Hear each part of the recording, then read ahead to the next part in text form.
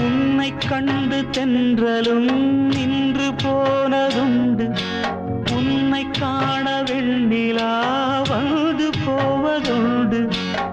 ஏன் தேவி இன்று நீ என்னை கொள்கிறாய் முள் மீது ஏனடி தூங்கச் சொல்கிறாய் உன்னை தேடி தேடியே எந்த நாவி போனது கூடுதானே இங்கு பாடுது கூடு இன்று குயிலைத்தானே தேடுது நான் பாடும் மௌன ராகம் கேட்கவில்லையா என் காதல் ராணி இன்னும் தூங்கவில்லையா